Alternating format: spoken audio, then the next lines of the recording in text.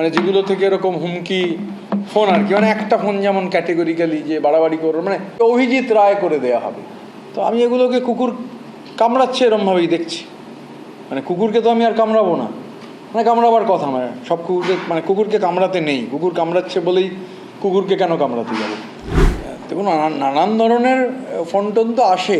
এখন সব ফোনের গুরুত্ব দেওয়া উচিতও নয়, দেওয়ার কথাও নয়।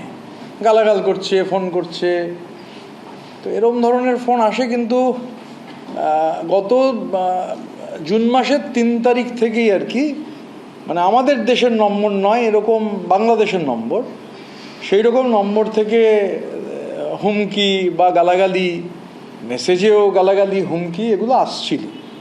তো আমি যেরকম, এখন সব কুকুর মানে চিৎকার করলে বা কামড়ালেই তো সব কুকুরকে কামড়াতে নেই, তো আমি এগুলো সেভাবেই দেখছিলাম।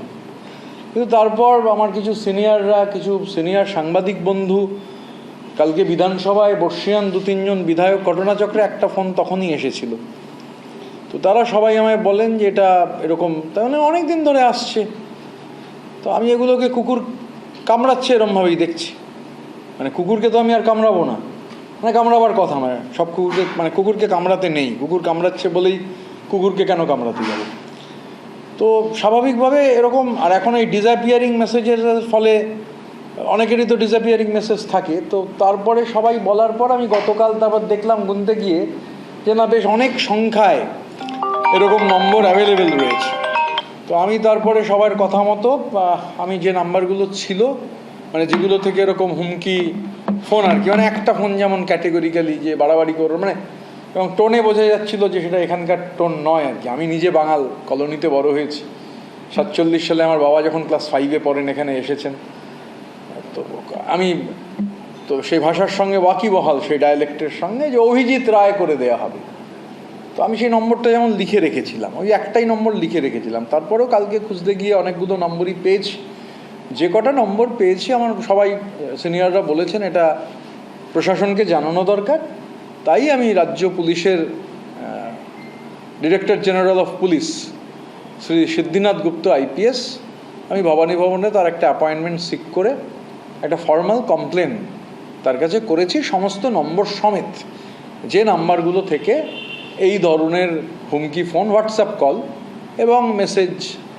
তো আমি সেটা গেছিলাম এখন ওনাকে একটা কমপ্লেন আকারে দিয়ে এসেছি।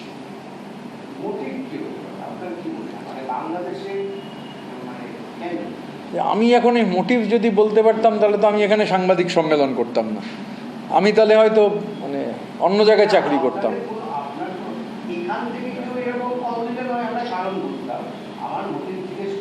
দেখুন, আমার যেমন একটা কলে মনে হয়েছে, মানে সেটাও একটু তদন্ত করে দেখা দরকার। আমার একটা মনে হওয়া মেসেজটা দেখে মনে হয়েছে। দেখুন, ভাষা, আমি বললাম তো আমি কাঠ বাঙাল, খুব গর্বিত বাঙাল। এবার একটা মেসেজ দেখে মনে হয়েছে এটা ওখান থেকে নয়, নাম্বারটা ওখানকার। কিন্তু যে ধরনের কথোপকথন, আমিও 2-একটা উত্তর দিয়েছি মানে কথোপকথনটা এগোনোর জন্য, সেই কথোপকথনটা আমার মনে হয়েছে এটা পশ্চিমবঙ্গের কোথাও থেকে হচ্ছে। তাহলে দেখা দরকার যিনি এটা করছেন তিনি বাংলাদেশে তার যাতায়াত ছিল কিনা, তিনি বাংলাদেশ থেকে কোনো সিম এনে সেইটা এখানে ব্যবহার করছেন কিনা, এটাও দেখা দরকার। আমি তদন্তে যেহেতু কমপ্লেন করেছি, তো আমি অটোমেটিক্যালি বলবো না। মানে ধরুন এরকম একটা নাম্বার, একজন পার্টিকুলার বিধায়ক, তার সব ছবি দিচ্ছে আমাকে। তার ছবি দিয়ে আমি কি করব? তার ছবি দেখার আমার খুব একটা আগ্রহ নেই। তার ছবি দেখে আমি কি করব? আমি যে বললাম যে কুকুর কামড়ালে কুকুরকে আমি কামড়াতে পারবো না। তো স্বাভাবিকভাবে এটা আমার মনে হয়েছে যে এরকম নাম্বারটা কিন্তু বাংলাদেশের কোড আছে নাম্বারের, এবং আমি একদম নাম্বারগুলো যে কটা আমার কাছে অ্যাভেলেবেল ছিল, অনেক, মানে সংখ্যাটা কম নয়, আমি প্রতিটা নাম্বার তদন্তের স্বার্থেই আমি সেই চিঠিটাও আপনাদের দেখাতে পারবো না। আমার এটা সবাই কালকে বিশেষ করে সিনিয়ররা বলার পর অনেক সাংবাদিক বন্ধু আমায় বলেছেন যে ব্যাপারটা হালকাভাবে নেওয়া উচিত না, তাই আমি বাজকে জানিয়ে এসেছি। এখন মোটিভ বলাটা আমার পক্ষে সম্ভব না।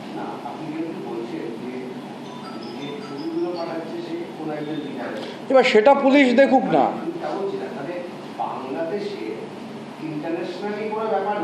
মানে বাংলাদেশে সেই বিধায়ক এখন এত পপুলার, মানে নাম্বারটা বাংলাদেশের, এবার সেই বিধায়কের ছবি বা বাণী যদি পাঠায়, তো তো সেটা পুলিশ দেখবে, আমি কি করে বলবো মোটিভ কি? আমার কোনো রকম আশঙ্কাই নেই, আমি ব্যাপারটাকে পাত্তাই দিতে চাইছিলাম না। এটা 3রা জুন থেকে হয়ে আসছে, প্রথমটা 3রা জুন। আমি সেই নাম্বারটা লিখে রেখেছিলাম, কারণ অভিজিৎ রায় সেই মুক্তমানা ব্লগার যাকে কুপিয়ে হত্যা করা হয়েছিল, আমি সেই নাম্বারটা আমার কাছে লেখা ছিল। বাকি যা যা টেলিফোনে যেগুলো মানে একাধিক নাম্বার যেগুলো থেকে এসেছিল, আমার কাছে যা অ্যাভেলেবেল ছিল আমি সবটা রাজ্য প্রশাসন, রাজ্য পুলিশের যিনি প্রধান, তাকে কমপ্লেন আকারে দিয়ে এসেছি। এবার এটা নিয়ে মানে আমি প্রথম কথা এটা নিয়ে তো মাথাই ঘামাইনি, এটা তো 3রা জুন থেকে চলছিল। তো কালকে সবাই সিনিয়র এমএলএরা, তারা সবাই আমার অভিভাবকের মতো, সিনিয়র সাংবাদিকরা, তারা সবাই আমায় বলেন যে এটা জানিয়ে রাখা দরকার, তাই জানিয়ে রাখলাম, এই অবধি। স্বাধীন দেশে গণতান্ত্রিক ব্যবস্থায় যে কোনো নাগরিকের নিয়ম মেনে আইন না ভঙ্গ করে যে কোনো জায়গায় যাওয়ার অধিকার রয়েছে, এবং একজন প্রাক্তন মুখ্যমন্ত্রী তার তো অবশ্যই রয়েছে, তিনি স্পেশাল প্রোটেক্টি। এখন তিনি পুলিশকে জানিয়ে গেছেন কি জানিয়ে যাননি আমি তা জানি না। এখন চোর শুনতে হচ্ছে, এটা দুর্ভাগ্যজনক, দুঃখজনক। মানে মাত্র 3 মাস হয়েছে তিনি ক্ষমতা থেকে চলে গেছেন। 1952 সালে দেশে প্রথম ভোট হয়েছে, তারপর সরকার আসে, সরকার যায়, শাসক বিরোধী হয়, বিরোধী শাসক হয়, ট্রেজারি আর অপোজিশনের বেঞ্চের বদল হতে থাকে। এটাই গণতন্ত্রের দস্তুর, গোটা দেশে এটা এরমভাবেই চলে এসেছে 52 সাল থেকে। এখন আমাদের দেশের রাজনীতির ইতিহাস লিখতে গেলে অবশ্যই এটা লেখা হবে যে ক্ষমতা থেকে চলে যাওয়ার 3 মাসের মধ্যে কাউকে এরকম চোর শুনতে হয়নি। এর পেছনে আর্থ সামাজিক রাজনৈতিক কারণ কি আছে এ নিয়ে যারা গবেষণা করেন তারা বলতে পারবেন। তবে অবশ্যই এটা একটা টেস্ট কেস হিসেবেই বিবেচিত হবে আমার মনে হয়।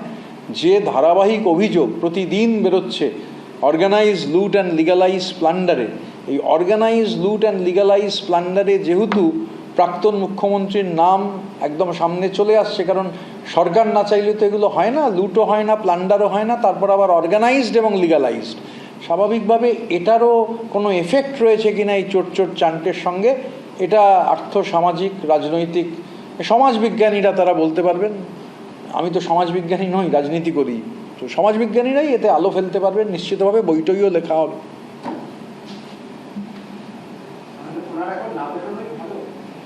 না, একজন ব্যক্তি নাগরিক তিনি বেরোবেন কি বেরোবেন না, মানে আমি তো মানে ব্যক্তি স্বাধীনতায় বিশ্বাস করি আর কি। তো আমি এখন উনি কি করবেন সেটা গণতন্ত্রে, আমি তো গণতন্ত্রে বিশ্বাস করি, আমি ফ্যাসিবাদ বিরোধী। তো আমি যেহেতু ফ্যাসিবাদ বিরোধী একজন মানুষ, তো গণতান্ত্রিক ব্যবস্থায় মানে একজন মানুষ ব্যক্তিগতভাবে কি করবেন আমি মনে করি তা নিয়ে কমেন্ট করারও আমার কোনো অধিকার নেই। আমাদের ভিডিও ভালো লাগলে লাইক এবং শেয়ার করুন। কমেন্ট সেকশনে গিয়ে জানান আপনাদের মতামত। আরও ভিডিও পেতে আমাদের চ্যানেল সাবস্ক্রাইব করুন এবং প্রতি মুহূর্তে খবরের আপডেট পেতে প্রেস করুন বেল আইকন।